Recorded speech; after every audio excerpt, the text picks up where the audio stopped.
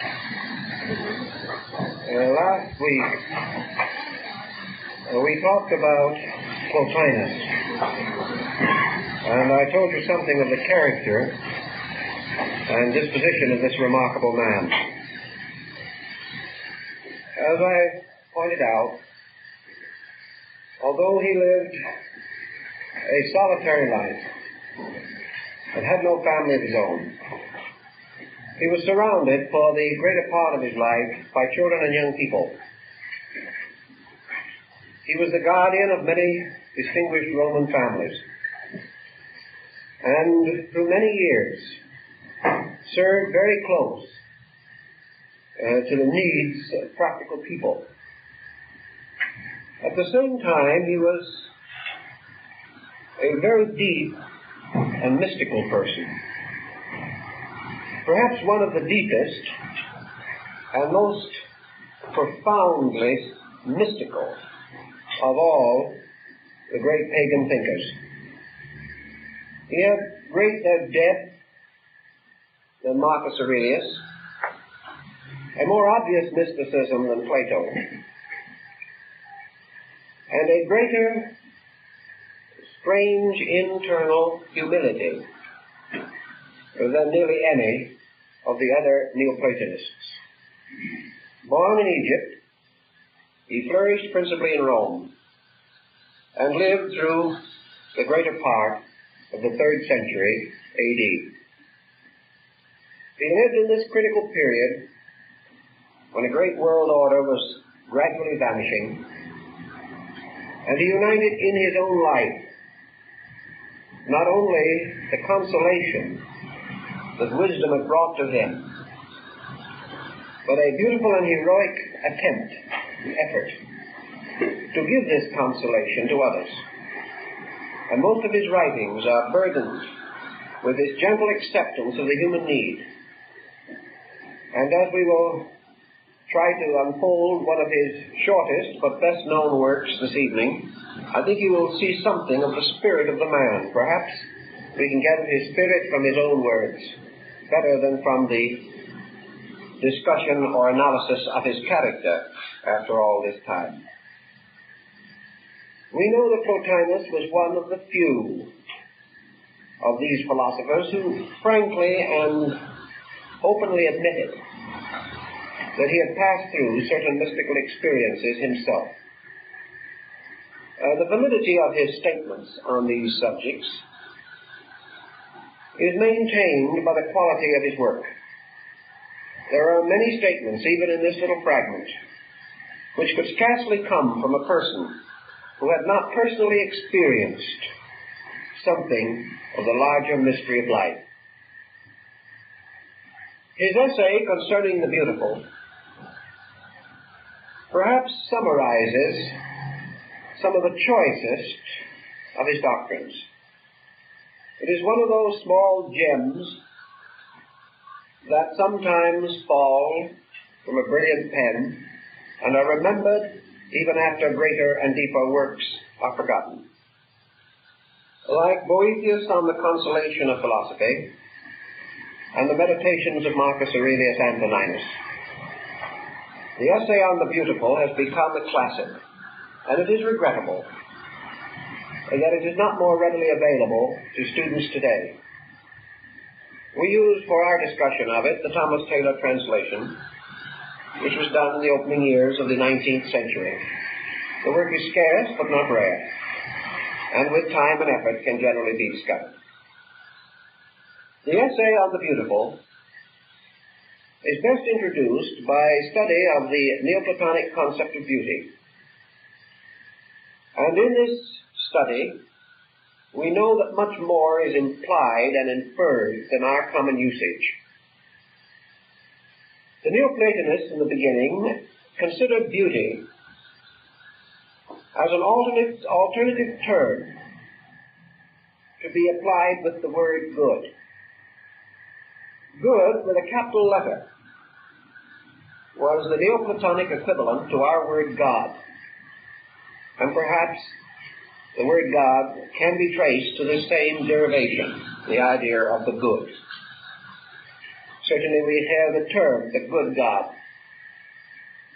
And this concept of the good presents deity in Neoplatonism as the object of the soul's desire. All things in themselves naturally aspire to the good. And any condition which arises by which this natural aspiration is thwarted, blocked, or retarded, results in an infirmity to the psychic life of the person. The essay on the beautiful, therefore, is very important on a psychological level.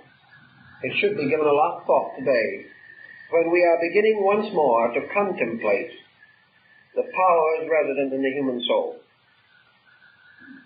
Good, as the object of man's eternal quest, is a substance in itself beyond definition. Because we must approach good on several levels. There are things which we commonly and daily regard as good. And these, for the most part, are the gratifications of desires. When things go according to our pleasure, it is good. When they go contrary to our pleasure, it is bad. Then there are other levels of good.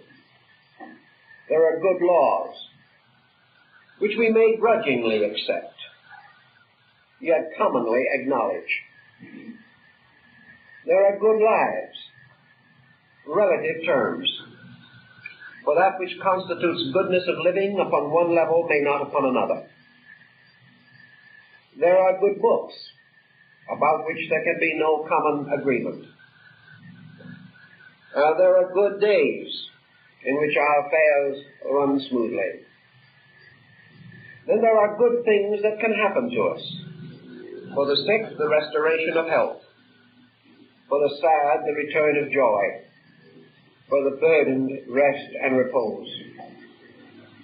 Thus good, in our temporal way of consideration, means an end of a condition which is the opposite of itself. For evil to end is good. For good to end is evil. Thus we measure these things by a relative yardstick. And any improvement in our fortune is a common good as far as we are concerned. Then we have a larger concept of the common good, of working together, of building together, of sharing. We have these good things which come under the heading of virtues. We have moral good, which is virtue. We have spiritual good, which in itself is righteousness, or a state of acceptability before God and our own conscience. We have the goods bestowed by knowledge of arts and sciences. Now all these things may confuse us, as Plotinus points out. For is there a good that is apart from goodness and superior to it? Is there a principle or an eternal essence of good? And does this operate through things? And is its manifestation the source of goodness? Or is goodness merely a series of accidents, arising in the mixtures and minglings of life? If there is a principle of good, if there is an eternal good, why can one person see good in a thing and another person cannot see that good?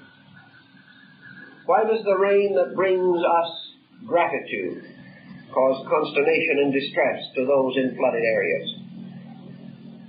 Our term good, therefore, must be explored more deeply. For we must search for that kind of good which is innate in the body of God. A goodness apart from things. An essential goodness. Or as Plotinus might have called it, an intelligible goodness. The mind, contemplating upon the mysteries of life, is able to create a series of qualities which are mental goodness. Mental goodness may also search from itself toward the world around it, seeking for proof and evidence that other things are good. Therefore, the mind may be termed good in itself, if it is a well-ordered and useful mind. But it cannot be termed good if it is an ill-ordered and useless mind. Thus again, good seems to be separate from mind, even as good is separate from those things that we call good.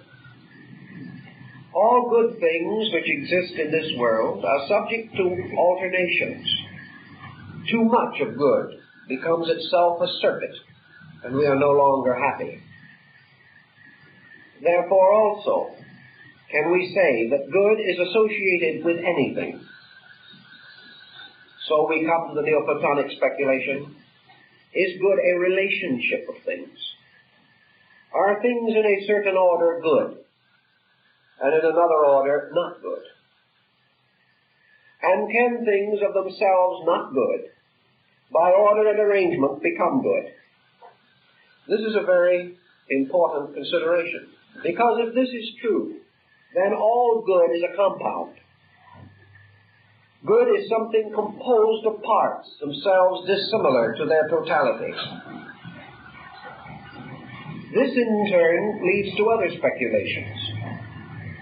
And from these thinkings comes the consideration that good is not necessarily a compound, because a thing in itself good may be composed of other things in themselves also good.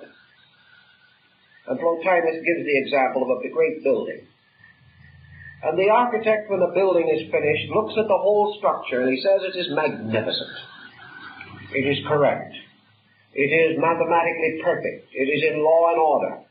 It is a work of great beauty. It is symmetry.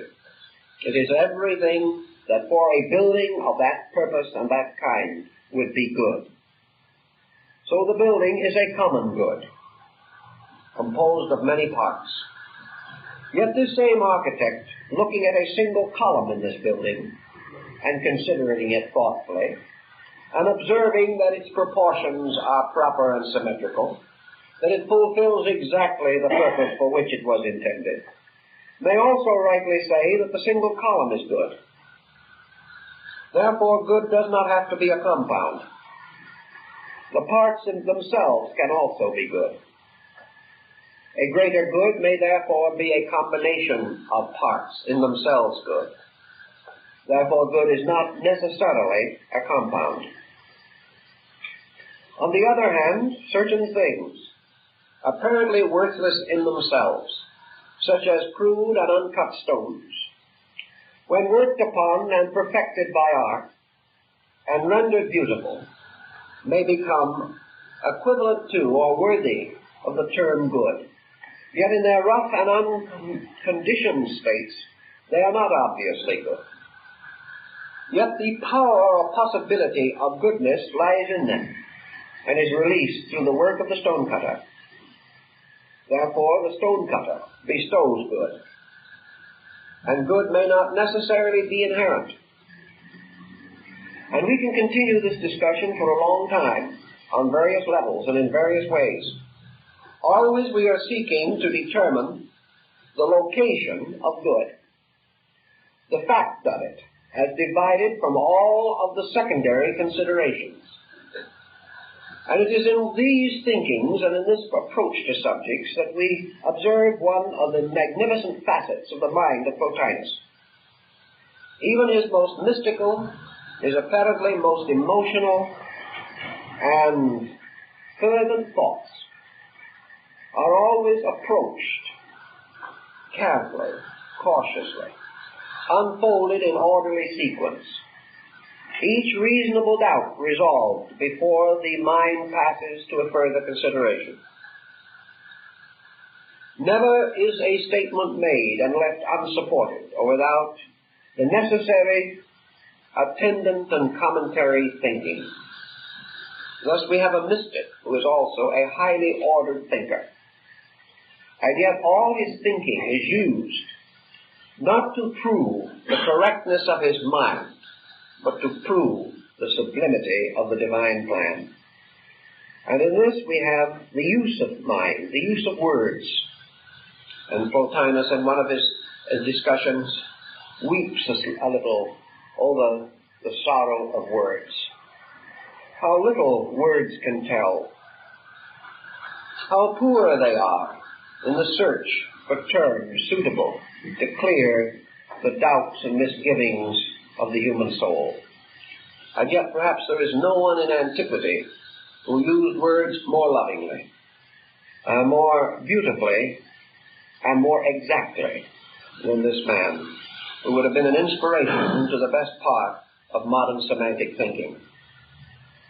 And in his essay on the beautiful, therefore, we're just going to read a few of the opening lines to sort of set the pattern for you, and then we will go into the problem that he presents. He begins thus: beauty, for the most part, consists in objects of sight, but it is also received through the ears, by the skillful composition of words, and the consonant proportions of sounds. For in every species of harmony, beauty is to be found. And if we rise from the senses into the regions of soul, we shall there perceive studies and offices, actions and habits, sciences and virtues, invested with a much larger portion of beauty. But whether there is above these a still higher beauty will appear as we advance in this investigation. That is his opening statement of the purpose of his work. And from that, we can begin to summarize the thinking of this man on a subject which is very close to us and is probably much closer as we understand what he meant by the beautiful. As a springboard for his discussion, Plotinus compares the beautiful and the good, because he affirms and assumes that there is a valid relation between these two terms. Valid perhaps first in the fact that neither can be arbitrarily defined. This in itself is important, for that which cannot be captured in a net of definition may very likely be superior to definition, and therefore belong in a different world, a higher sphere of human contemplation. And he further held to be true that the principle of beauty, if it has a separate and natural existence, if it is an archetype, if it is an eternal being resident in existence or in space, must be apperceived apart from its productions, or those things which we call beautiful. Therefore, he recommends us to consider the possibility that things so called beautiful are the long shadow of beauty cast upon matter, and that the beauty of physical things lies not in themselves, but is bestowed upon them by the operation of a superior power. We may go so far as to see that Plotinus is identifying the term beauty with the Christian concept of grace, because beauty is a power for goodness, a power for healing, a power for health and well-being, eternally and everywhere available, and suitable to the perceptive faculties of various orders of living creatures. He then points out that for each species or genera, its own kind is beautiful. Therefore, that beauty has in its material sense a relation to acceptances, That which is strange, distant, improbable, or difficult of comprehension is not immediately recognized as beautiful. In art, this means that the artist, seeking to capture a concept of beauty, will find this concept changing and elusive, and that which satisfied his instincts at one period of life will not satisfy him at another period of life. The objects themselves have not changed. The energy moving through them has not changed. What then has changed? He has changed. And the secret lies in himself.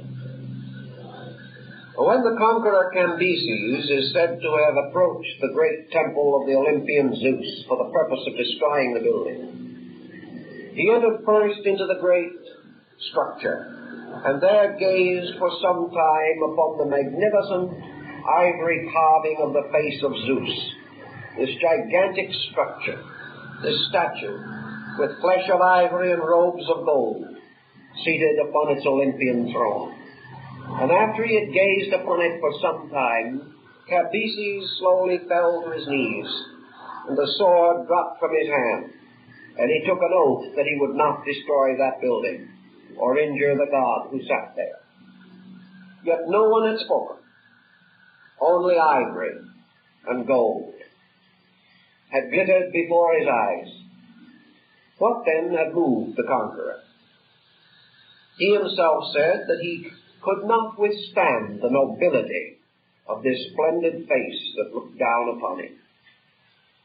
And in this, then, can we say that the Olympian Zeus was dead, or that it was merely a form? Can we say that forms of this kind, statues, paintings, and works of art, have no life in themselves?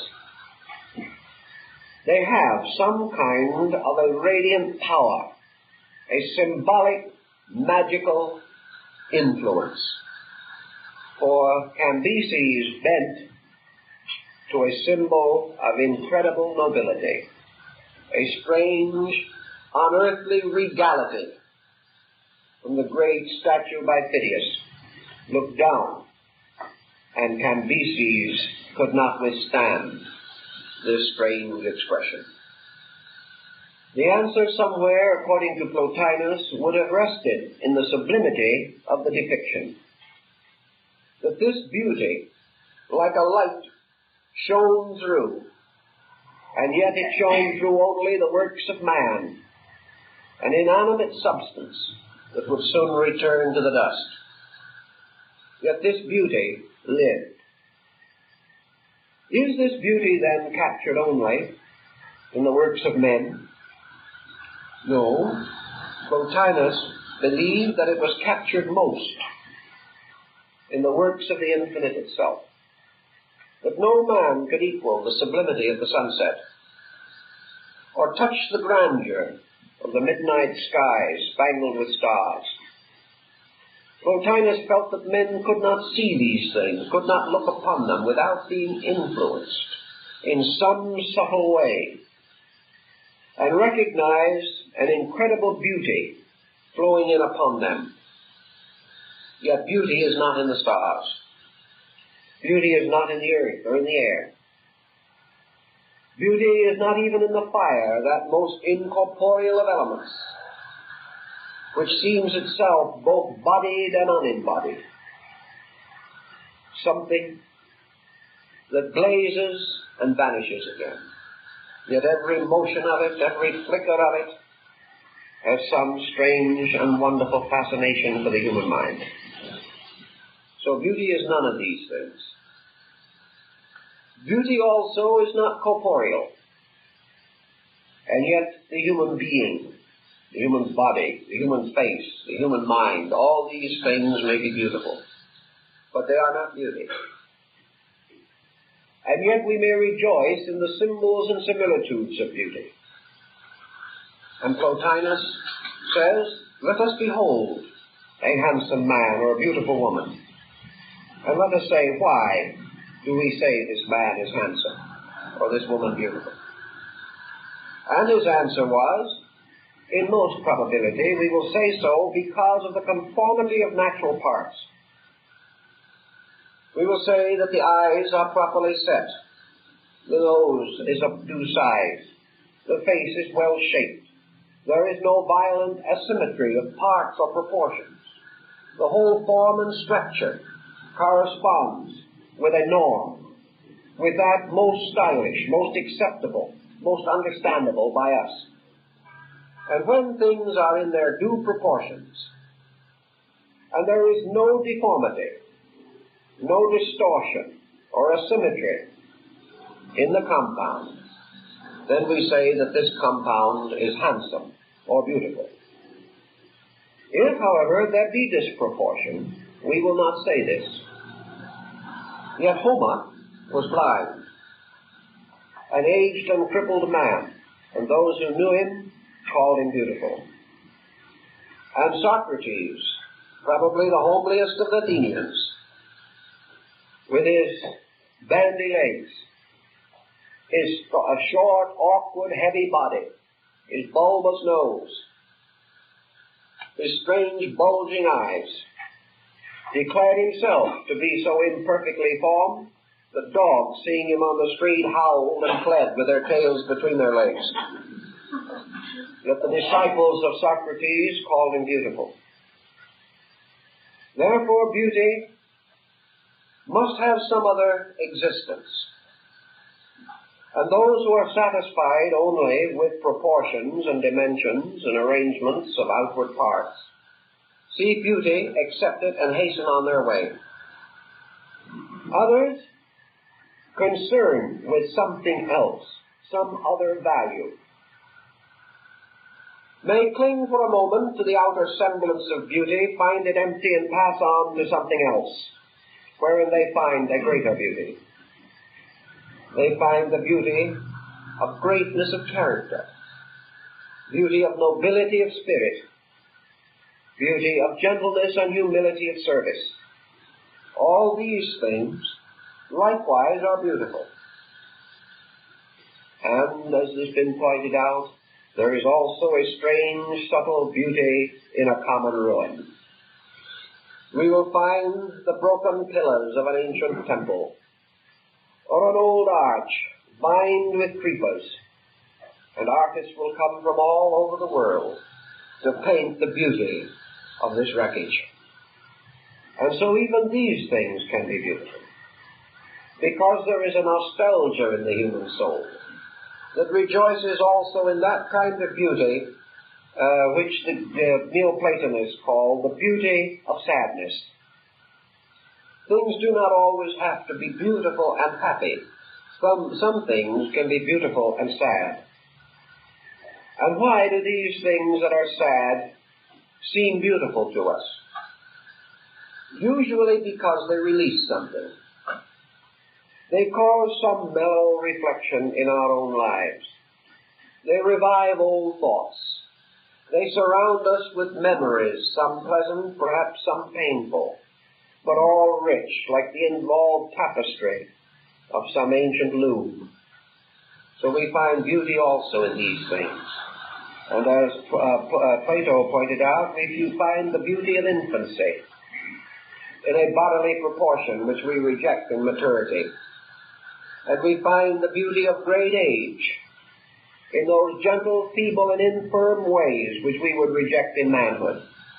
Each thing in its own season and its own time is beautiful. And the answer lies in the tree, or in the shrub, or in the vegetable in the garden. The tree that bears leaves is beautiful. The tree that bears fruit is beautiful. And in these different periods, the beauty of the summer foliage, the beauty of the bare lines of the tree in winter against the whiteness of the snow, all these things are beautiful. So beauty is not summer, nor is it winter, nor is it youth, nor is it age. Beauty is something else.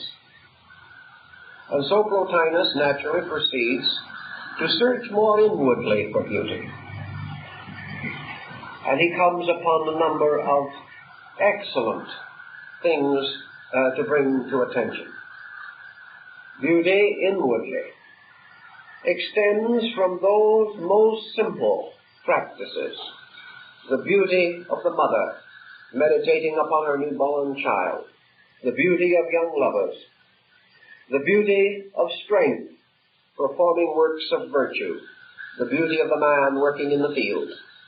All these things have inspired the poet, the artist, the musician, to great compositions, because each has recognized in some menial and common thing the mysterious shape of a satisfying beauty. So we go on from these to other things, and Plotinus takes us into what he calls the beauties of the mind, the beauties of the human thought.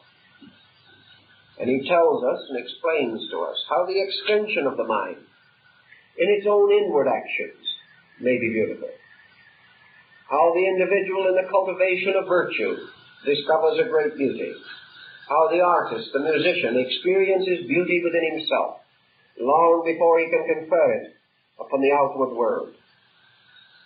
He goes on also to explain those graces of the soul, those natural concords, that fellowship, that friendliness, that sharing of common opportunity and responsibility, these two working side by side in the cause of something that is greater than either of them. These things, too, are strangely, deeply, and movingly beautiful.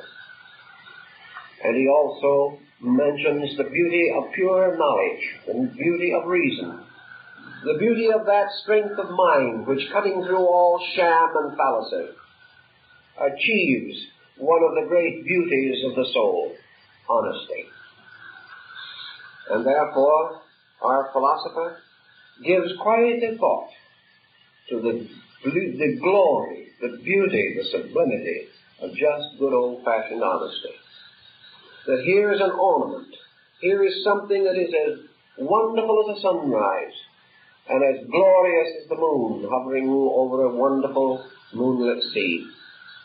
Honesty, then, integrity, stamps a beauty upon the mind. It also radiates from this its own center, and is felt benevolently by the whole world, or by all who come within the reach of its light and warmth.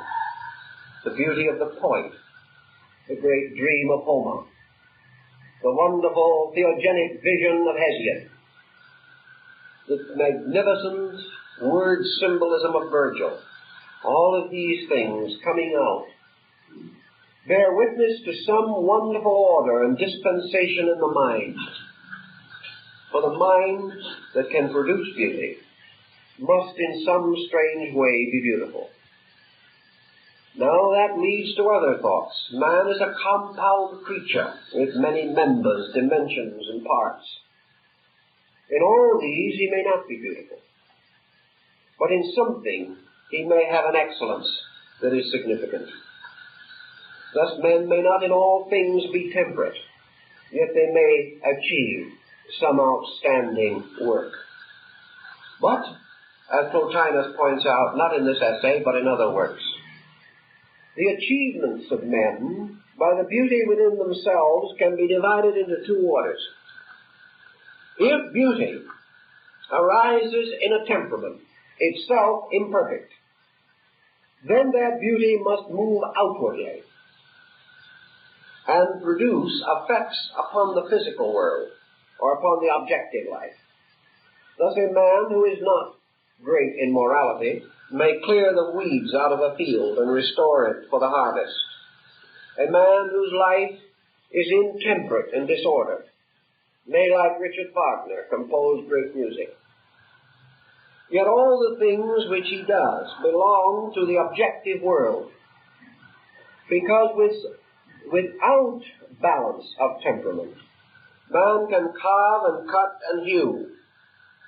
He can fashion and mold and design according to the laws of the sciences with which he is informed. But these productions, the result of an imperfect knowledge of beauty, have within them the impermanence, which is the mark of this incompleteness. And as the Oriental philosopher might say, only when man is perfect can he produce perfect beauty. And when he produces this perfect beauty, it is immortal and can never perish. But everything that is the production of imperfect or immature beauty is fragile and must have an endurance and then must vanish away. Thus also in the compound of the soul. What constitutes, then, the evidence that beauty can be created by man, and what is opposed to this concept? Man can create the beautiful because within himself resides the imagination, the internal visualization necessary for this work. But when the individual accomplishes the beautiful, is he able to explain his own accomplishment? Does he know what he has done? Is he able to distinguish the very fact or principle that transformed the thing he did into beauty? He will say yes, within a measure. This measure being canonical laws, or laws of order. The painter knows the principle of dynamic symmetry. He knows exactly, scientifically, where to center his picture. He knows that he must not center it in the center. If he does, it is dead. So by degrees, he learns also the proportions of the human body, the laws of perspective, and becomes skillful in the mingling of his colors. Thus he can explain how he has created beauty, or created that which is acceptable and is termed beautiful by those who see it. Therefore, Plotinus might ask, did you then fashion this beauty? Or did all these laws that you kept to make this thing, were they the repositories of the beautiful? Was it the law that ordained the beauty, and all you were was a servant of that law, keeping it and achieving an end, breaking it and destroying that end? Is then beauty part of law? If we keep all laws, are we beautiful? And if so, why are these laws so important? And we come to another very interesting point. Laws in nature, particularly laws in the creative arts, where beauty has its peculiar throne and where its muses dwell, these laws all work from one tremendous principle: unity. The tremendous impulse of all artistic canon is to bring various elements of composition and technique into oneness. They must be brought together, and lo and woe the artist, whose only unity for his picture is the frame. And yet that now is too often the case. The laws of order operating in art and music must transform the single notes of a composition into a composition.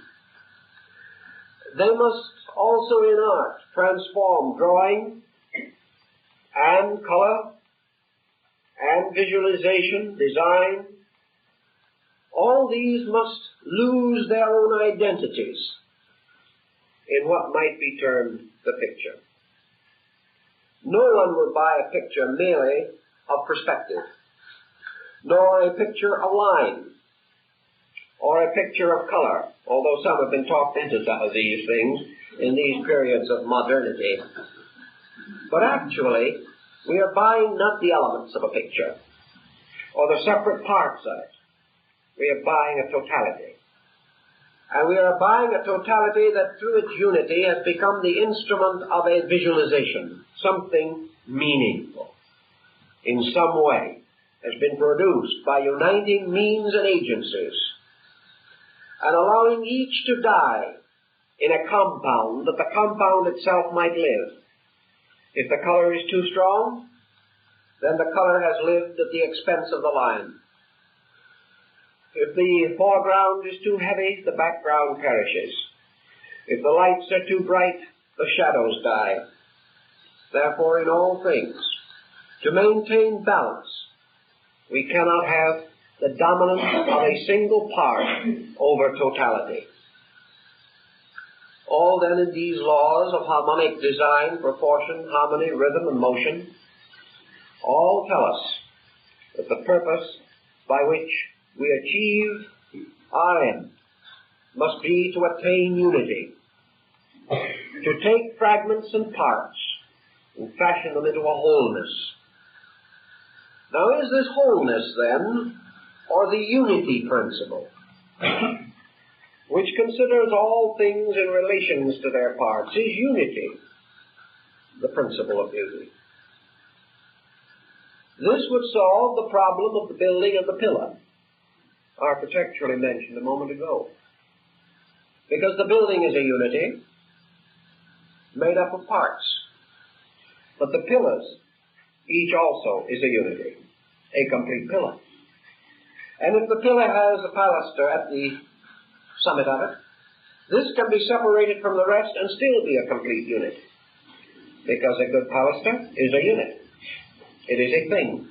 It is a totality in itself.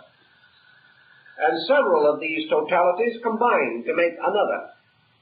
And this, in turn, is blended with many others. Each stone in a building is a unity. And in the old days of the cathedral builders, each was cut lovingly, and with due consideration for great artistry and ingenuity, so that when the stone was finished, the master mason placed his mark upon it, that all the ages might know that he had hewed the stone. He was proud of it. So each stone was a unity, a complete work. This would follow the Pythagorean concept that all things are unities, and that unity, therefore, it can be united with others to form greater unities. In what, therefore, does a unity, being a totality of some kind, differ from what conceivably is not a unity? This brings a pretty important problem. Can you think of anything that is not a unity? We can say that bodies are made of cells, and therefore the body is a unity, but each cell is also. That every part of nature is therefore a part of infinite unity. This gives us a clue to something, perhaps. Is beauty, then, unity? And is it therefore present in all things, either in larger or smaller units? And as everything must be the totality of itself, is this totality then inevitable? And is this totality beauty? If such is the case, then beauty, archetypally, lies at the root of every existing thing which by existence has an identity. And every existing identity is a unit of beauty. Thus life, being, and beauty, and the good come into a strange and wonderful identity. Plotinus, however, is not quite certain of this point either. Because Plotinus, while he identifies platonically and neoplatonically beauty and the good, declares that while these, as far as man's consciousness is concerned, cannot be distinguished one from another, that there is a priority in reality itself, and that actually the good is prior to the beautiful. Therefore, that the good may be considered to be the fountain of beauty. And the reason why the good is regarded as the fountain of beauty is that the good contains completely in itself and in abscondita the law, which is beauty. In other words, Plotinus now advances the possibility that universal law emanating from the good, and therefore of itself an eternal good, flowing as from a farther fountain,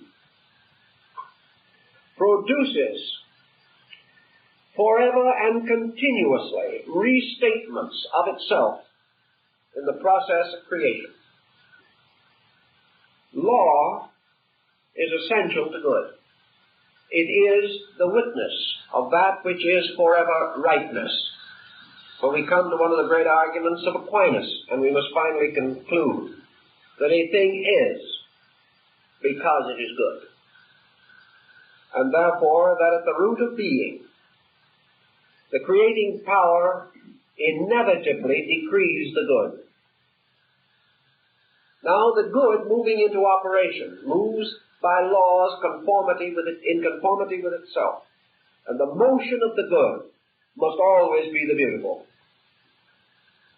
Because the beautiful is now dynamic. It is the firstborn of the good. Beauty, therefore, applied to the Christian concept of the Trinity, would correspond to the second person. It is the Son. And as the Son bears witness to the Father, so beauty everywhere bears witness to good. Good, which is man's moral statement of oneness, or the eternal. And in this same course, by the analogy to the Trinity, beauty is also the Redeemer. For that which is created by law is perfected by beauty. And all motion in nature, according to law, is beautiful. And contrary to law is not beautiful. In order to go further, we must go a little aside into other works of Plotinus to decide why something cannot be beautiful, or is not beautiful. Plotinus, following Plato and the other Greeks, declared that man, like Narcissus, gazing downward from a state of spiritual security, beheld form, body, its own reflection in a pool, fell in and drowned, trying to embrace its own shadow. Man, descending into the obscuration of matter, taking upon himself form or body, is inwardly obscured and outwardly caused to hesitate. His inner impulses do not come through the body easily or rapidly. As you often hear the story of the musician with his famous trombone. He blew it in so sweet and it came out so sour. The individual lacking the ability to express or reveal the beauty within himself makes partial and imperfect expressions. Also, he is inwardly obscured in knowledge, in understanding, and in spirituality. Therefore, under the weight of this obscuration, he falls upon evil ways and evil times, and therefore is capable of action contrary to law, and thus brings himself under the retribution of law. So that asymmetry or deformity or lack of beauty is in some way the result of the obscuration of the natural motion of law and life. In this sense, then, to return to our other thinking, that which is not so beautiful may exist. And by the same explanation, man may describe as beautiful that which is only beautiful to him because of the obscuration of his own senses. And as each person has a different degree of this obscuration, there will inevitably be innumerable standards of acceptance and rejection on the level of beauty. That which is beautiful to the primitive human being is not satisfying to the highly sensitive human being. Thus beauty, however, has been identified as a motion, as a principle emanating from the Father fountain of eternal good. And that this motion, therefore, is rhythm, is harmony, is law, and is order. All these things must then be present in the good. And here we come to another important step. Having established in our own thinking, at least in part, some skeletal outline of the theory of Plotinus on the nature of the beautiful, we come early in his little writing to the question that most naturally arises. Why do we recognize beauty? How do we recognize beauty? And what makes us pause, change our mood, and become affected by the subtle symmetry of things? He says, because in each human being there is a soul. And following Plato and Pythagoras, he declares the soul. Although he only mentions it in this essay, he goes much more in detail in many of his other works. But we'll have to occasionally borrow from the other essays, and we can't note each one as we pass because it would take too much time and burden the discussion. But everything we are saying is derived from some writing of Plotinus. He explains that the soul of man, following Plato's concept, is a mathematical formula. Now, this does not mean that it is merely a series of lines on some invisible sheet of paper. It is a living formula. It is an archetype. It is a magnificent geometric entirety, a unity, like some strange, perfectly formed snow crystal. The soul may therefore be mathematically defined, analyzed, and will be proved upon analysis to be of its own substance and nature, balanced and equal in all its parts, having no deformity or deficiency, and suffering from no privation of excellence in any of its qualities. This soul, then, is like the diamond soul of Tibetan Buddhism. It is a radiant manifestation of eternal law, a full realization or revelation of the power of the one flowing through the beautiful into the good. The soul is therefore unity. And in man it is a superior unity, the most complete unity of which he is capable of personal and immediate experience. Now Plotinus implies that, as the poet says, the eyes are the windows of the soul. But he also tells us that the ears may also bring messages, and that the hand may bring reactions from touch as to shapes and textures of things. And the Chinese go so far as to say that the tongue and the taste buds can bring us the most spiritual enjoyment, simply because all of these reflexes of pleasantness, of law and order, of propriety and symphony, even going into the preparation of a dish of Chinese food, all these things are part of a pattern and a plan. Chinese believe a man digests his food better if the texture, the color, the flavor, the degree of temperature, and the size and shapes of the individual morsels are carefully considered. Thus, through these windows, these sensory perceptions, the soul gazing outward is forever fulfilling or seeking to fulfill its own expectancy. Let us say for a moment that you spend 20 years in the study of art, and as a result of all that very serious and conscientious endeavor, you become what might be termed sensitive to art, truly sensitive. Is it not then true that wherever you look in your daily wanderings, you will see art, because you have trained yourself to see it. You have an appreciation of it. Furthermore, you will naturally decide that some things are more artistic than others.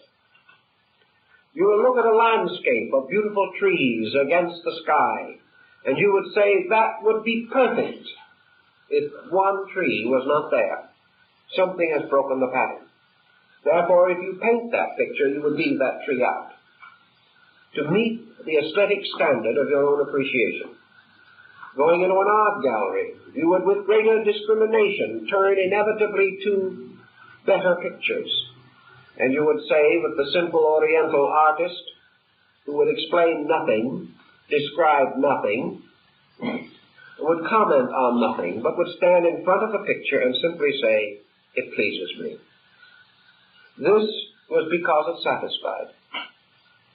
If then we can train one small part of the soul through discipline to have this selectivity, and to also to gain a new and unexpected pleasure from the observance of that which fulfills its own requirement, therefore nourishes it, or sustains it, or justifies its own inward conviction of itself, then, says Plotinus, we accept the beautiful, because the soul in us, being in itself beautiful, rejoices in beholding its own likeness in other things. Always, therefore, that which brings to us the feeling of beauty, and the joy, the thrill, the great contentment of spirit, it comes from the satisfaction given by the beautiful. All of this is merely a reflex from the soul, telling us that it has found that which is like itself. In another essay, Plotinus explains in almost identical terms the meaning of love. For he says that love is that longing for completeness or for unity within the soul, which is ever seeking to restore the fragments of its own nature, and finds in the world someone who seems to bring more completeness to its own life. So beauty as experienced as giving pleasure was under the criticism of that great critique, the soul itself, that which determines proportion, that which accepts only according to its own pleasure. If this soul, therefore, is awake and has been strongly cultivated, it has a greater and nobler concept of beauty, but even in its most imperfect and deprived state, some ray or fragment of it is still powerful enough to seek fulfillment. And the primitive artist finds fulfillment in the crude figure that he has carved. For him it is beautiful.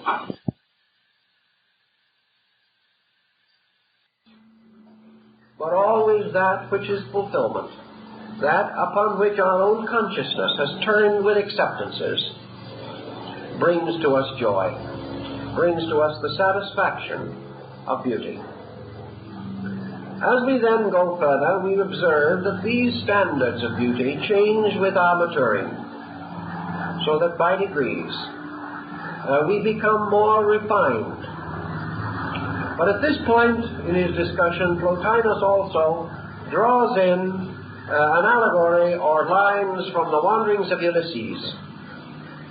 He describes the wanderer returning to his own shores after being long away in the terrible tragedy of the Trojan War, and then in those long and harrowing years of adventure, in which at last, shipwrecked many times, subject to the most terrible labors and exertions and deprivations, Ulysses at last comes home. And as he nears his own land, the wanderer pauses. All his life, all through these years, he has waited and dreamed of this homecoming. But as he approaches it, he does not even recognize the shore. Something has changed. Things are not where he thought they were. Because in all those lonely years he had built another land. He had built a mental or inner vision of his homeland that was totally ungeographical. And by degrees he had strengthened minor errors in his thinking, and he had misplaced the cities and the houses. They were all much bigger and more beautiful in his dream than they were in reality. And as he came home, he did not know where he was. Well, finally, however, of course, he realized and was united with his own waiting soul, Penelope, who had been making the tapestry that is never finished.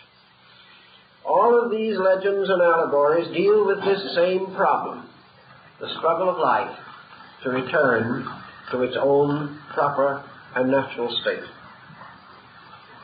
Then Plotinus goes on to contemplate how man, in his own thinking, in his own living, can advance himself in beauty.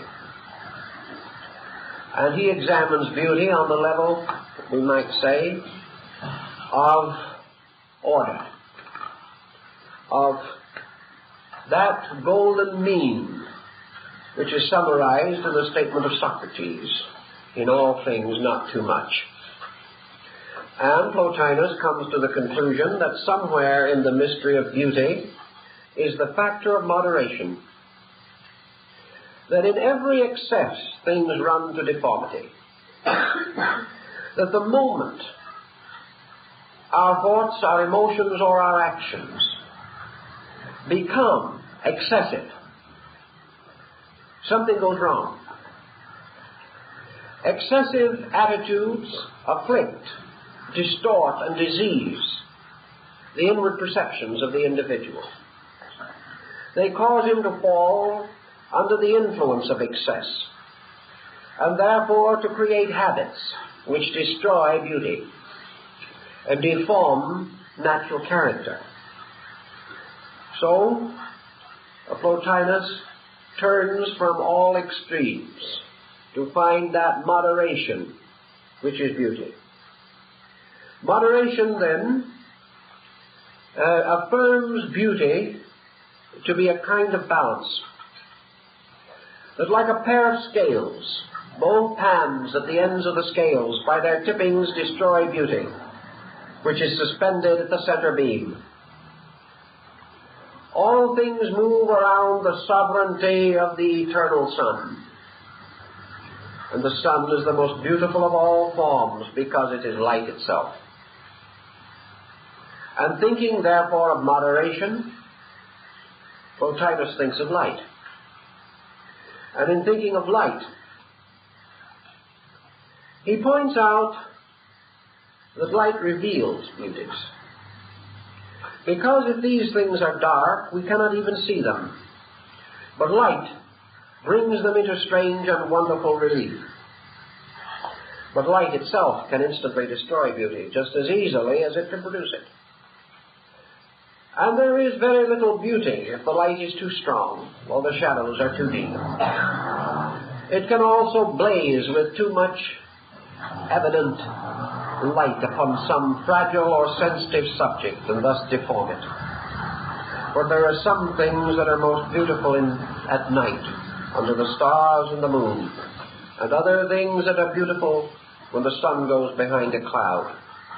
So light plays a very important part, for light is forever revealing beauty. But light itself traces strange forms in beauty, and all who have stood on the edge of the Grand Canyon at different hours of the day will know what I mean. The light alone changes every shape, and yet nothing itself is changed. Light comes from within man. Light, therefore, can strangely release or conceal beauty. Light, as absolute materialistic realism, can blaze upon a thing and kill every sensitive line that it contains. Light also, shadowed, can make the new building look old. Light, clouded, can muffle the surface of the world. Light, eclipsed, can change all things into a greenish, grayish darkness. So light can make things look alive and make them appear dead. according to its usage, and there is nothing that is a more wonderful sculptor or a molder of form than light itself.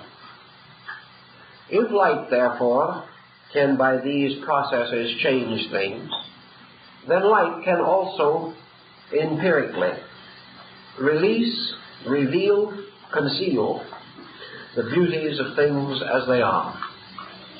This light in man can do these things also. The light of cold reason is one kind. The light of love that can see no defect is another. The light of friendship, which accepts defect and remains the friend. All these things show how the light within the individual can mold and change the subjects and substances of the world around him. This light can be likened to the mind. And things then may not be good or bad, but thinking can make them so. And the mind, therefore, can with a sweep of its own power destroy beauty, or create it, or redeem it, or reveal it, subdue it, conquer it, annihilate it. And yet the objects seen are themselves always the same. So we come to another problem. Is beauty then a light and shadow?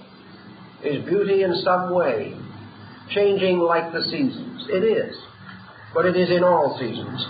Therefore, it is one, though ever changing. And it is therefore forever the unity of its own nature. In the ancient Greek system upon which the doctrines of Neoplatonism are built, the whole existence came out of the mysteries of an aging time. The eternal power resident at the root of things, being total and absolute, the principle of principles. And from this eternal being, by the minglings of its power, came into existence ether and chaos, the creating and the created. And these whirled together, moved in vast nebulas whirling in space, until finally of their strivings was formed the egg of Phanes, the strange mysterious egg with its upper hemisphere of gold and its lower hemisphere of silver. And finally the egg burst open, and a great light came out, and a radiant tower of Phanes emerged, with many heads and arms, and the bodies and faces of all creatures. And this blazing protagonist brought light to the whole world. And from this light came all the orders of light. And light means knowing, means the power to observe, the power to see, the power to be. And also came from this also the darkness, from which was generated those things which may be known, those things which may be seen, those things which can be the object of the power. Therefore the power and its object, like almost an Ahriman, came forth out of the great egg of eternity. And therefore in man's soul also there is this power to see, and there is also the ever-present shadow of the things seen. Thus beauty now, like music, demands some other values. A magnificent work of art in music, a great orchestration, requires not only a wonderful orchestra and a composer, it requires a proper audience. It can be totally lost if the audience is unable to appreciate it. And strangely, an unappreciative audience will gradually corrupt the orchestra. They cannot function properly. Something strangely communicated means that the pattern is wrong. The situation is not right. Therefore, the harmony is not duly and completely transmitted from the composition to the audience. Thus in beauty we have this problem, not only the power of the seer, but the powers and principles of the things seen, or the things experienced inwardly and outwardly. All these are factors and elements that must go into this great search for the substance of the beautiful itself. To perhaps summarize some points that will take too long to discuss in absolute detail, Plotinus comes to the ultimate conclusion that beauty exists apart from the beautiful. That beauty is, and that it can be bestowed, but that it also can be taken back, that it can be separated from and rejoined to,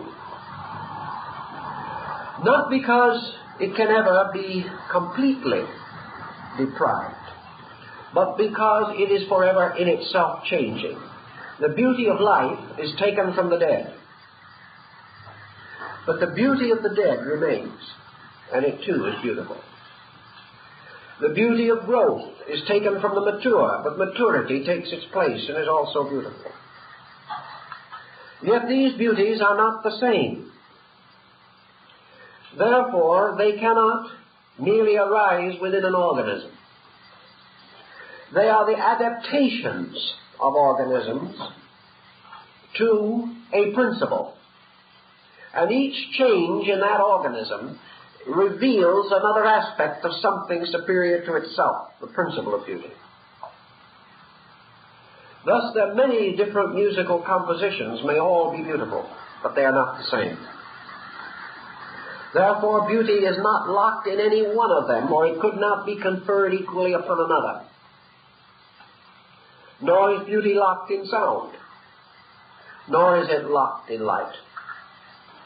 Therefore, beauty has an existence apart from these things because it is superior to them.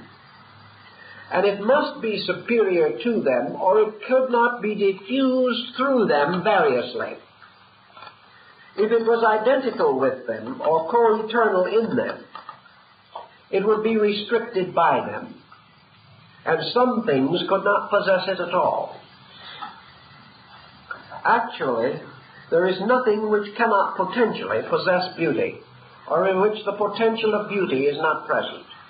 We may not see the beauty of the horse in the gangly coat, but it is there, coming into manifestation. We cannot see the beauty of the oak tree in the acorn, but it is there. Therefore, beauty has a subsistence apart from forms. Second proof, it can exist where forms do not exist. Therefore, it can exist apart entirely from such symbolic shapes and shadows as we associate with form. Beauty can exist in the pure substance of idea. Idea is without shape, but it has a nature. It is therefore archetypal. An idea may be symmetrical, though without a body. An idea may be harmonious, though without a shape, form, or dimension, as far as we can recognize the same. And because beauty can exist in both the form and the formless, it must be superior to both form and formlessness. Because no thing can exist in two separate states unless in its own nature it is superior to both states. If it is not superior to both, it will be locked in one. Thus we go back to the problem of the priority of knowledge in the Pythagorean theory. Pythagoras bestowed priority upon mathematics and considered mathematics the symbol of absolute beauty. He made a triad of mathematics, astronomy, and music. But he pointed out that both astronomy and music require mathematics, and that it can flow into either and must. But if you remove either astronomy or music, you do not destroy mathematics, because being capable of being diffused through both other sciences or arts, it is superior. But, conversely, as a proof of superiority, if you destroy mathematics, you destroy both astronomy and music with it. So that which by its destruction destroys all dependent upon it is superior to them. And that which by its destruction does not destroy, that which is superior to itself in this concatenation, is by this virtue inferior. Thus, Any beautiful thing can be destroyed. War has shown us that.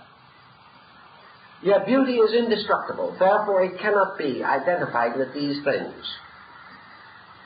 Beauty exists in every art and science, therefore it cannot be identified with these, at least not one in particular. Having a separate existence in the state of morality, it is therefore resident in the soul. But it is not morality, although morality is a reflection or a specialization of it. The sublimity of the intellect may also be a manifestation of beauty. For the perfect mind, perfectly thinking the thought of God, is supremely beautiful. Yet beauty is not mind. Also, beauty is not merely thought. Because if beauty was thought, it could not exist in the mindless. But it does. It exists most magnificently in a crystalline structure in a rock. Beauty is therefore superior also to mind, because mind can go and beauty remain. We know that, because beauty was here before mind came. Therefore we can have no doubt. We also have the thoughtless beauty of children, which arises from their natural instincts and not their thoughts. And we have the magnificent beauty of the flight of a bird, or the leap of a deer. Yet these things rise not from philosophy, nor morality, nor ethics, but from the instinct and nature of these creatures. Therefore beauty lies in instinct also, not in mind alone. Then we can go on beyond the mystery of mind. And we can find that the mind, deeply and gravely perturbed, cannot achieve beauty because of its own disturbance. And in its extremity turns from itself to faith, and there finds beauty. Therefore, in the stillness of the mind and the simple acceptance of good, we find the eternal presence of beauty. And perhaps there is nothing more beautiful than man's simple and complete acceptance of the reality of the divinity of things unseen and unknowable.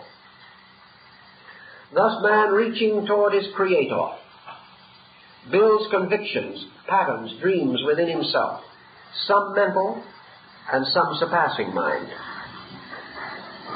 Socrates, shortly before his death, thinking of the condition of the state into which he was to pass, declared that factually he had no knowledge of this state, that to him it had always been an unexplored country which he longed to visit. He knew that to visit that country by drinking the hemlock, he must leave not only his body, but perhaps his mind also, certainly his physical brain, that he might, as he says, be going into an infinite sleep from which there is no awaking. Also he might be going into this better land than he had ever known.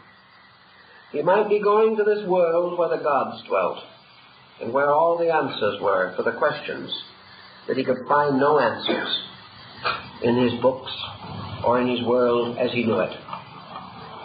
And so at the end, not with great thought, but with the faith of a small child, Socrates went forth to the great adventure, completely at peace. And his disciples knew that this peace was also a kind of beauty. For there is great beauty in great peace. And peace comes usually not from the mind, but from the relaxation of the mind in the presence of something vaster than itself. The beauty of prayer comes not from thought, but from faith. Because man cannot even clearly envision in his mind the substance of that to which he prays. Yet in his faith he finds a great peace, and this peace is order, and this order is the internal experience of law, the sense that all things are inevitably right, and the realization of this rightness is in itself an effulgent beauty within man. And so we quest onward to the beauty, to that which is essentially the principle of beauty. And it vanishes, as Plotinus tells us, in the effulgent nature of the One, the eternal God, in whose heart and soul the roots of beauty are hidden, which man cannot in that substance or immediate apperception know. Now Plotinus was a man with very practical thinking in his mind, and to him the concept of the beautiful implied man's quest of it, or the power of man to increase in beauty, to increase in his own internal apperception of this quality. Therefore, I'm just going to read a few more lines from the more mature part of this essay, in which it is gradually reaching this climax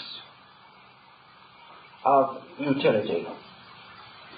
But you will ask, after what manner is this beauty of the worthy soul to be perceived? It is thus.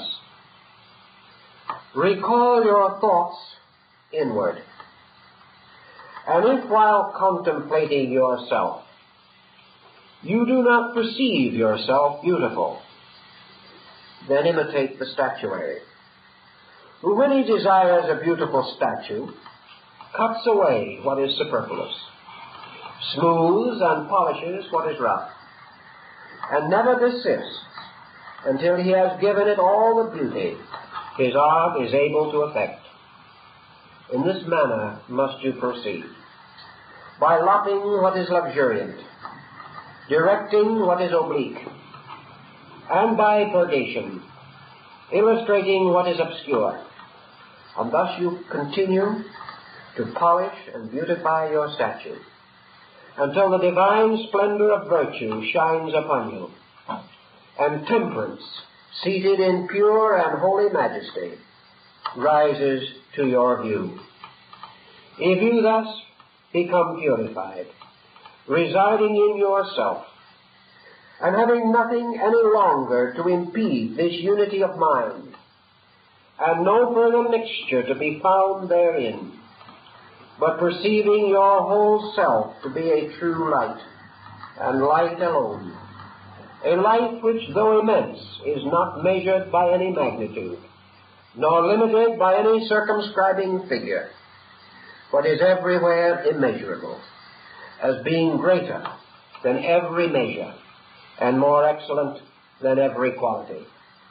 If perceiving yourself thus improved, and trusting solely to yourself, as no longer requiring a guide, fix now steadfastly your mental view, for with the intellectual eye alone can such immense beauty be perceived.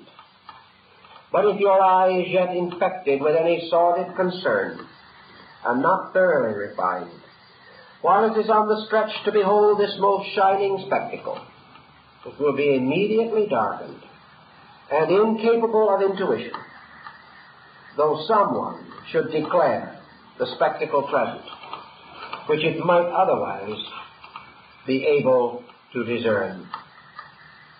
Now this point is developed gradually through the text, but on the theurgic level, this being the seventh part of the Neoplatonic discipline, Plotinus gives us certain instructions.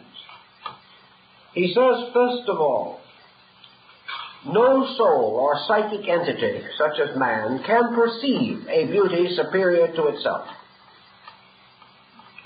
And between man's inward power to perceive and the outward objects of his perception is imposed the nature of himself, with its limitations, its shortcomings, and most of all, its lack of discipline. Therefore, man, seeking about him to solve the mystery of the beautiful, may first be satisfied only with external forms, as the first rungs of a ladder leading upward to the ineffable. Outward forms, by their symmetries, may satisfy him, because he is not yet aware of internal or eternal qualities. But as the statuary, making his statue, must reveal beauty or release it through his own psychic life, through the truing of the stone, an allegory, incidentally, derived from Socrates, so the human being discovers the beauty in himself by releasing it from the deformities of imperfection. Each individual, therefore, becomes a sculptor, and he accomplishes his end not by creating beauty, but by releasing it. And the allegory is so subtle and so mysteriously true that you have to think of it twice. Someone once congratulated Socrates because he had made a very beautiful statue. And he, with his usual modesty, disclaimed the credit, which he said belonged to the gods and the muses who had inspired him, because always in this piece of marble the statue had been there. It was always beautiful. No one could add anything to its beauty. No one really could subtract anything from that beauty except by destroying the statue. All he, Socrates, had done was to take away those parts of the stone which were not supposed to be there. And what was left was beauty. He had released. He had not created. Thus, in the perfection of the human soul, by the correction of its vices, by the moderation of its excesses, by the maintenance of its temperances, man does not create beauty. He permits it to manifest according to its own nature. Thus, man does not become beauty. He becomes beautiful, because beauty is released through him by keeping the laws of its own kind. Now, as Plotinus proceeds in this essay, we can understand immediately that by beauty he now means also something else. He regards beauty in its ultimate form as an apatheistic state by which man is capable of the experience of the sovereign beauty of reality. Thus, the beauty now becomes the mystical experience. It becomes illumination. It becomes the state of man's at one-ment with the sublime substance of total being. And he himself described that on certain occasions this beatific state had been accorded to him, and that for a moment he had dwelt in a state of measureless, timeless identity with being, and that this identity was the supreme beauty, the absolute and perfect release or expression of beauty upon and through the human soul. For he beheld in that moment all things beautiful.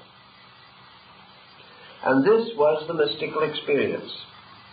Not that he should behold the secrets of all things, nor should he speak with the voice of men and of angels, nor that should he have all knowledge, or all skill, or that wisdom should reveal and unfold through him all of its mysteries and its works. These are not the things that happened in those magnificent moments of the perfection of the theurgic mystery. All that Plotinus had known was infinite being in its infinite beauty. Not a sensible beauty to the mind or a corporeal beauty to the body, but a transcendent ecstasy, that magnificent, complete, and total participation in the infinite satisfaction of infinite beauty. He then, as he tells us in other works, became aware of the body of God, and that that body was beauty walking alone. And he tells us also that no one shall find beauty who does not discover the magnificent, ecstatic, radiant loveliness of walking alone. That in some mysterious way, in aloneness, we have achieved a unity, a freedom from parts, from the concepts of divisions, from the discords and dissonances. So beauty, like the blessed damozel, walks alone, even as in the dawn of time, according to the story in Genesis, the Lord walked in the garden in the cool of the evening. And this experience of the immanence, the omnipresence of deity, as the exquisite expression of perfect beauty, is not merely the experience of an artist. Plotinus was not an artist, in our sense of the word. He was not a painter or a sculptor, nor was he a musician as we know it. Yet all these beauties were in it also, and with the wonderful sensitivity of his soul he knew these things. But it was even a greater and more sublime beauty. For in it his own soul rushed forth, not in gladness, but in that absolute love, that complete and entire self-forgetfulness, and rushed toward the embracing of the beloved, which is, of course, in the mystic allegory, reunion or identification with God. Thus, the soul, in itself disciplined to the apperception of truth, beheld it blazing forth from the universe. And in that instant, in that tremendous experience, the great artist, the great mystic was born. For now, the being walks forever in the beauty of the garden. And the whole world reveals its numerous and manifold manifestations of beauty. And each beauty is seen as lawful. And Plotinus describes this lawfulness of the manyness of beauty. But the soul that has found the beautiful no longer needs to say, this is beautiful, this is not beautiful. For all things are beauty coming of age. All things are this infinite magnificence, unfolding, releasing, growing, blossoming, and the bearing of its fruit. This, to Plotinus, could come only to the human being who had cultivated the noblest of beauty in himself. And this cultivation meant the gradual renunciation, step by step, of every attitude, every thought, every motion and emotion that was not gracious, that was not kind, that was not loving, that did not in itself possess some quality of beauty more obviously revealed than in these negative and destructive modes of expression. Thus, through the cultivation of beauty, man comes to fathom the mystery of the beautiful, because all beauty leads to the beautiful, which is none of these things, but abides in the midst of them, and is all of them. Thus, by degrees, Plotinus tells us that religion is man's search for the beautiful. It is a search for that power of God which causes rejoicing. And in this, there is a point that perhaps represents one of the reasons for a conflict between Plotinus and the early church. Plotinus could not conceive of a religion of fear. He could not conceive of men being good because they were afraid to be bad. He could not conceive of a universe in which a principle of sin could gain even passing dominion over good. Nor could he conceive of worship as a sadness, as a sorrowing, as a continuous offering up of weaknesses and failings and shortcomings. He could not think of men born in sin and conceived in iniquity. There was no part of that in his way of life. He could not think of millions of human beings praying to be forgiven, or all the strange doubts that infest the deathbeds of the conscience-laden. To Plotinus, religion was a gracious, glorious motion, a worship of the eternal beauty by simply being beautiful. Not outwardly, but inwardly. Not in body alone, though this need not be neglected, but in so living that the inward life was radiant with grace, with charm, with thoughtfulness and gentleness, with kindliness and consideration, and most perhaps of all with a great joy.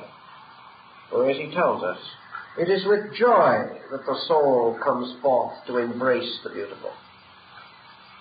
We do not go timidly and miserably to give our hearts to those whom we love in this world. Young lovers do not go in tears and mourning to each other. Nor should man's soul, the eternal child of the eternal, fear to go radiantly home to its Father. Therefore, in this concept of Plotinus, all things grow graciously, beautifully, and beauty is therefore an endless rejoicing in the doing of those things which are true and beautiful. In this, then, we see the philosophy of beauty spreading itself over many departments and ways of life. And finally, because of his own mystical apperceptions and because of the amazing beauty and sensitiveness of his own soul, Plotinus begins to contemplate the nature of God as beauty. It is not in this essay, but it is in other works of his. And he begins to think of God no longer as a great ordaining power. He is no longer thinking of God as power. He is no longer thinking of God as law. He is rather thinking of God as love. And he is assuming that there can be no beauty in the relationships of creatures to each other or to their Creator except through that beauty which is love. Love, therefore, rejoices in the service of the beloved. Love gives of itself and finds its fullness. Love moves always graciously and with gentleness of spirit, and finds in these gentle fulfillments a strange over-artistry that is the sovereign beauty of creation. So in Plotinus, the contemplation upon the infinite as love reveals essentially that to know God is to love God. And in knowing God, the first grand vision that we have of the eternal shape or substance is an incredible blaze of ineffable beauty, beyond definition, beyond description. And that this beauty, therefore, brings with it a sense of security. Man is not afraid of the beautiful. He is hardly aware of his own instinct as he rushes forth to it. He loves it because it is beautiful. And he learns to love God because God is beautiful. And love the world because the world is beautiful. And to love the soul of his neighbor because in spite of the darkness which obscures the body, within is the radiant prismatic soul, forever beautiful. And in the discovery of beauty in himself, man discovers the beauty in others and can no longer have an enemy. In discovering the beauty in himself, man gains an incredible patience because he sees how difficult it is when he disciplines his own nature to release and redeem this subtle quality of beauty within himself. Therefore, he no longer wonders why others are not better. He knows that in their hearts they are growing, and that this same beauty that sustains him will flow through them and bring them to the fullness of their own purposes. So prejudice ceases, conceits cease, worldliness ceases, because where man's treasure is, there his heart is. And when his treasure is in ineffable beauty, there also his heart and his mind are united. So out of the life of beauty comes a great discipline of theology and mysticism.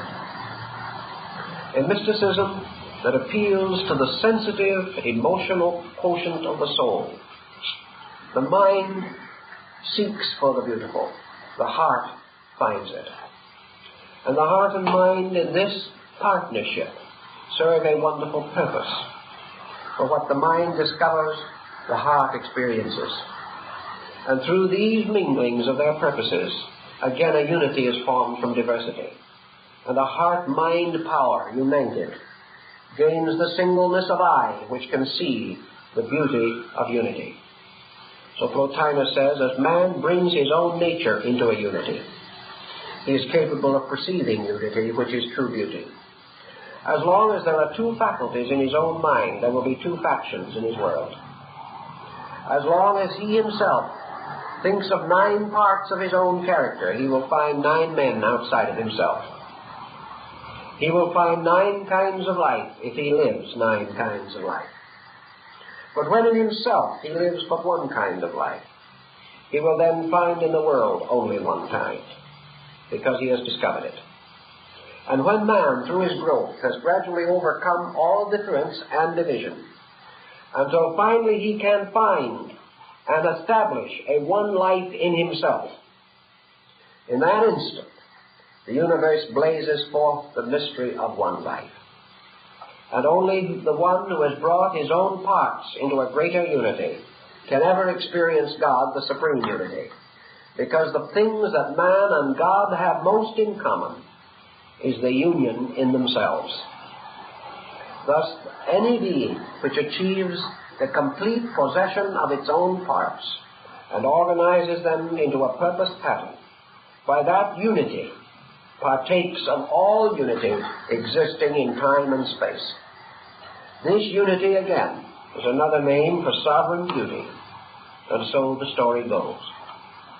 Out of it then comes worship, a most simple meditation, a purifying of life, and the simple summary of all of the Plotinus disciplines, namely, that man approaches truth, achieves peace, attains eternal security by restoring the oneness in himself, and that in this restoration his most wonderful and acceptable and useful instrument is his appreciation for beauty. For wherever it is a little living thing, growing perhaps in the shadow of the dead. Wherever the green branch of beauty is to be found within man, there is life. And while that life remains, it can grow and achieve its own immortality. Man's love of beauty is the final proof, therefore, of his possible attainment of all good things. And that he has beauty in himself decrees his ultimate identity with deity, the supreme and complete power of beauty in the universe. Well, our time is up.